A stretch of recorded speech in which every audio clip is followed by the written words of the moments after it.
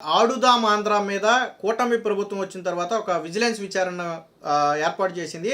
ఆ విజిలెన్స్ విచారణ పూర్తి చేయటంతో పాటు నాడు మంత్రిగా ఉన్నటువంటి రోజా మీద, అలాగే నాడు శాప్ ఎండీగా ఉన్నటువంటి బైరెడ్డి సిద్ధార్థ రెడ్డి మీద, వీరిద్దరి మీద కూడా క్రిమినల్ కేసులు నమోదు చేసి ఏసీబీ లేదా సిఐడి చేత పూర్తి స్థాయిలో విచారణ చేయించాలి అని చెప్పి ప్రభుత్వానికైతే సిఫారసు చేస్తూ ప్రభుత్వానికైతే తన నివేదికనైతే విజిలెన్స్ కమిటీ అయితే సమర్పించడం జరిగింది. దీంతో రేపు మాపు అంటే ప్రభుత్వం ఒక నిర్ణయం తీసుకున్న తర్వాత అయితే ఏసీబీ లేదా సిఐడి ద్వారా దీని మీద విచారణ జరగబోతున్నారు. దాదాపుగా 20 కోట్ల రూపాయలు అక్రమంగా దోచేసుకున్నట్టుగాను, ముఖ్యంగా అటు బైరెడ్డి సిద్ధార్థ రెడ్డి అనుచరులు, ఇటు రోజా అనుచరులు వారికే దోచిపెట్టినట్టుగాను విజిలెన్స్ అయితే ప్రాథమికంగా నిర్ధారణ అయితే చేసింది. దీని మీద లోతైన విచారణ చేస్తే ఇంకా ఏదైనా అవినీతి ఉంటే అది బయటపడే అవకాశం ఉంది.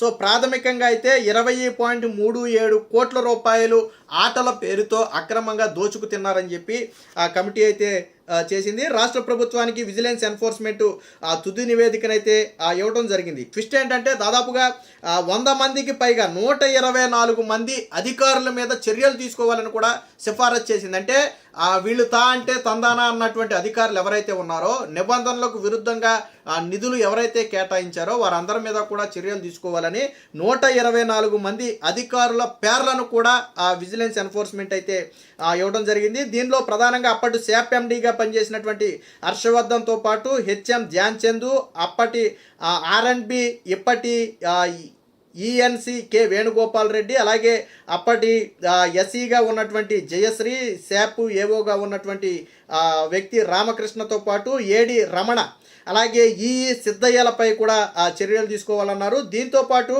టెక్నికల్ కమిటీలో సభ్యులుగా ఉన్నటువంటి ఐఏఎస్ అధికారులైనటువంటి జి వాణిమోహన్, గతంలో ఎడ్యుకేషన్ కమిషనర్గా కూడా చేసింది ఆవిడ, వాణిమోహన్తో పాటు కె హర్షవర్ధన్తో పాటు ఎస్ సురేష్ కుమార్, వీళ్ళ ముగ్గురు ఐఏఎస్ అధికారుల మీద కూడా చర్యలు తీసుకోవాలని చెప్పి సిఫారసు చేయడం జరిగింది. సో రోజా కుటుంబ సన్నిహితుడికే ఈ కంపెనీ అప్పనంగా చెల్లింపులు, ప్రధానంగా ఈ దోపిడీలో ప్రధానంగా అటు బైరెడ్డి సిద్ధార్థ రెడ్డి అనుచరులకు, రోజా అనుచరులకే ఇవ్వడం జరిగింది. అప్పటి మంత్రి రోజా కుటుంబానికి అత్యంత సన్నిహితుడైన రవికుమార్, అలాగే ధూళిపాళ సీఈఓగా ఉన్న గురు ప్రొడక్షన్ కంపెనీకి ఆడుదాం ఆంధ్ర ముగింపు నిర్వహణ కాంట్రాక్ట్ అయితే ఇచ్చారు. దీనికోసం 2.70 కోట్ల రూపాయలు కట్టబెట్టారు. ఆ సంస్థ 53 లక్షల ఖర్చులకే బిల్లులు సమర్పించింది.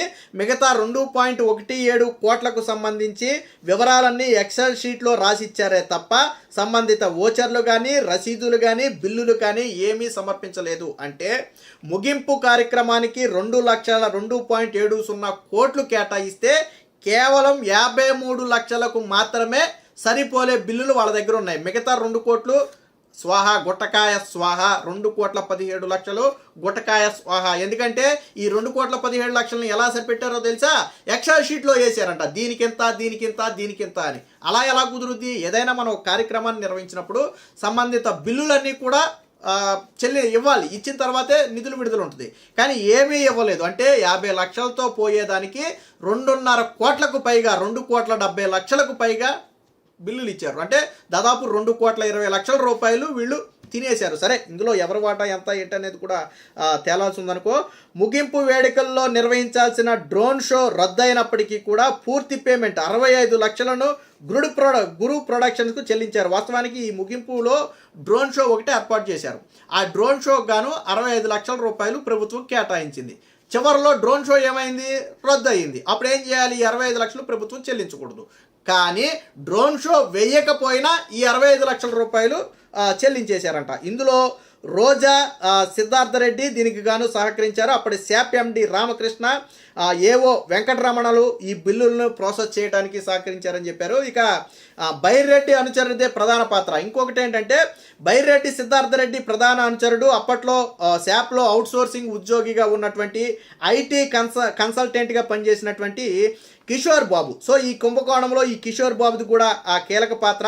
ఆయనకి ఎటువంటి అర్హతలు లేకపోయినప్పటికీ టెక్నికల్ కమిటీలో ఆయన్ని సభ్యులుగా నియమించారు.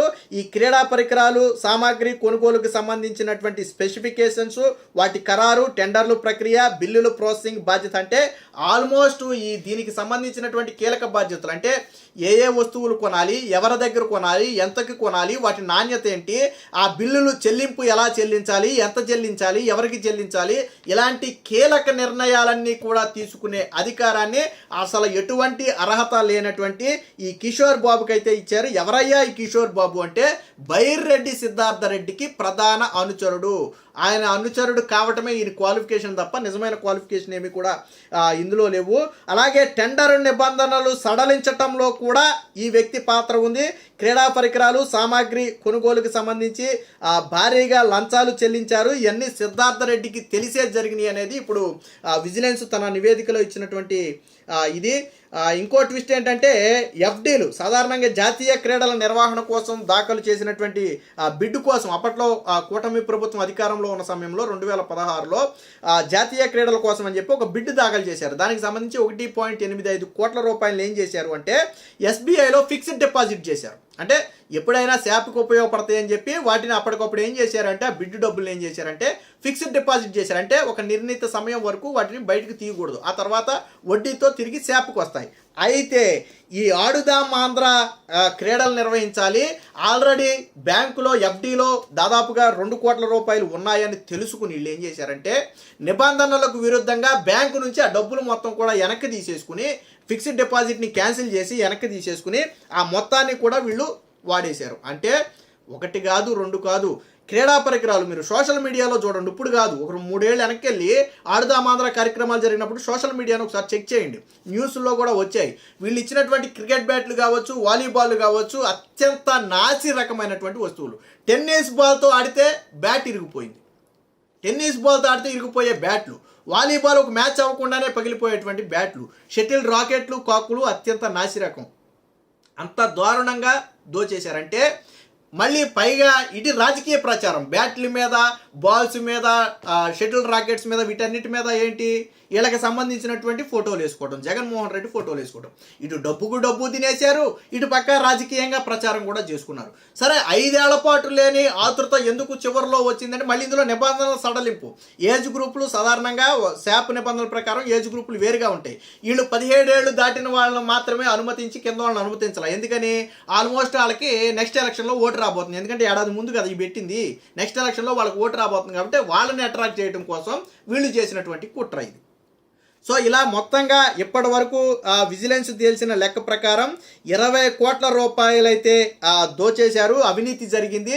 దీనిలో అప్పటి మంత్రి రోజా పాత్ర, శాప్ చైర్మన్గా ఉన్నటువంటి బైర్రెడ్డి సిద్ధార్థ రెడ్డి పాత్ర, ఇద్దరి పాత్ర ఉందని చెప్పి అధికారులు అయితే నిర్ధారణకు వచ్చి ఏసీబీతో కానీ సిఐడితో కానీ రాష్ట్ర ప్రభుత్వం ఇన్వెస్టిగేషన్ చేయిస్తే దీనికి సంబంధించినటువంటి మరికొన్ని మూలాలు బయటకు వచ్చే అవకాశం ఉంది. వీరిద్దరి మీద కూడా ఇమీడియట్గా క్రిమినల్ కేసును నమోదు చేయాలని చెప్పి స్వయంగా విజిలెన్స్